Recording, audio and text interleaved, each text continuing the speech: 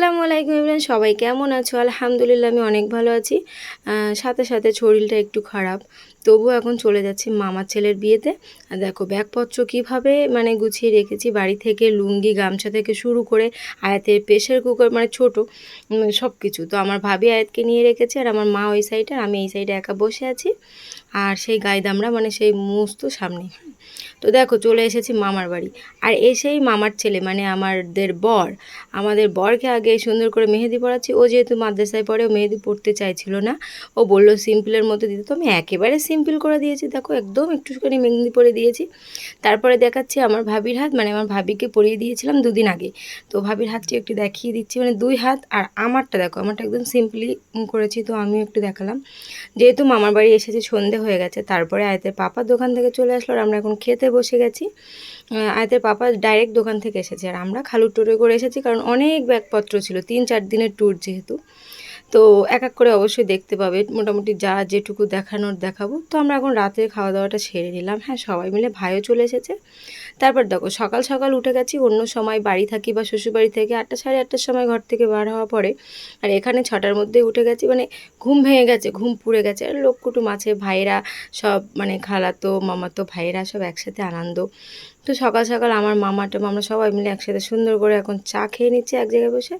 তারপরে দেখো, যেহেতু অনেক দূরে বিয়ে হবে, অনেক দূর বলতে আমডাঙ্গা গ্রামটির নাম, মানে আর কি বারাসাত থেকেও, ওখান থেকেও কিছুটা মানে 20-30 কিলোমিটার এরকম কিছু একটা মনে হয়।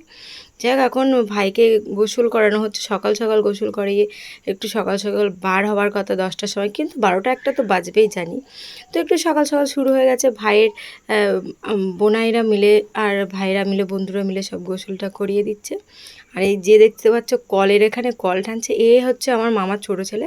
এর তো মাথায় কুযুক্তি বুদ্ধি, মানে এখান থেকে পানি ভরে ছাদের উপরে গিয়ে ট্যাঙ্কির থেকে পানি নিয়ে সব গায়ে ছুঁড়ে মারছে, সবাইকে ভিজিয়ে দিচ্ছে। যাই হোক, গোসল করানো কমপ্লিট, এখন ভাইরা বসে পড়েছে। আর আমার সামনে দেখতে পাচ্ছ কালো গেঞ্জি পরা, এটাও আমার মামার ছেলে, মানে ছোটো মামার 2 ছেলে। এটি হলো বড়, আগেরটি ছোট। আর যে হলো বর, ডান হাতে সাদা জামা পরা, টুপি, ওটা হলো বড় মামার ছেলে। ও মানে ওই ভাইয়েরই বিয়ে। তো আমি এখন ক্ষীর খাওয়াতে এসেছি, আর ভাইকে আমি বললাম ক্ষীর খাওয়াচ্ছি দাঁড়া, আর ও বলছে আমাকেও খাওয়াতে হবে আজকে, মানে আমার আরেকটি ভাই। তো ও আমার বলছে বেশি খাওয়াস নি, বেশি খাওয়াস নি, এরকম করছে। যাই হোক, ওর খেয়ে খেয়ে একেবারে গলায় গলায় উঠে যাচ্ছে। তো ওকে আমি খাওয়ালাম, ওর ওর হাতে আমি অল্প কিছু টাকা দিলাম। আর এই যে এ বলছে আমাকেও খাওয়াতে হবে আর টাকাও দিতে হবে। তো আমি বললাম তোকে টাকা দিতে হবে, দাঁড়া। তো ওকে 20 টাকা দিলাম, হ্যাঁ, মন সান্ত্বনা দেওয়ার মতো।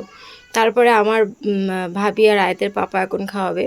তো আমার ভাবি বয়সে ছোট হলেও কিন্তু আমার ভাবির বর, মানে আমার ভাই সবার থেকে বড়, সেই ক্ষেত্রেও বড় ভাবি। তো বড় ভাবি একটু খাওয়াচ্ছে, কেক খাওয়ালো, একটু পানি খাওয়ালো, ওর হাতে একটু টাকা দিল। আর ওই আরেকটি দেওয়ার ছিল, ওকে খাওয়াতে লজ্জা পাচ্ছে, যাই হোক ওকে আর খাওয়ালো না। তো এখন আয়দের পাপা খাওয়াচ্ছে। আর আর কি, মানে খাওয়া দাওয়া হয়ে গেলে, কমপ্লিট হয়ে গেলে আমরা সবাই মিলে গুছিয়ে বেরোবো বিয়েতে যাওয়ার জন্য। তো আমি এখন আয়তের পাপা, এখন খালামাদের বাড়ি এসেছি একটি দরকারে। তো আয়তের পাপাকে সাবিয়ার কাজল মানে আইলাইনার দিয়ে আয়তের পাপাকে এখন আমি পড়াচ্ছি। আমার ভীষণ বড় একটি শখ পূরণ হলো। আয়তের পাপাকে অনেক দিন ধরে বলেছিলাম মাখাবো মাখাবো, তো ফাইনালি আজকে পারলো। মানে আয়তের পাপার চোখ দুটো হেবি সুন্দর, একেবারে মেয়ে লোক মতো। আমি বলছি দাঁড়াও, আমি একটু ফিনিশিং টাচটা দিয়ে দেখিয়ে দিই। তো এই যে হলো আয়তের পাপা। যাই হোক, ভিডিওটি ছাড়তে বারণ করছিল, তবেও আমি দিলাম। তো চলো বিয়ের ব্লগে দেখা হচ্ছে, ভালো থেকো, আল্লাহ হাফেজ।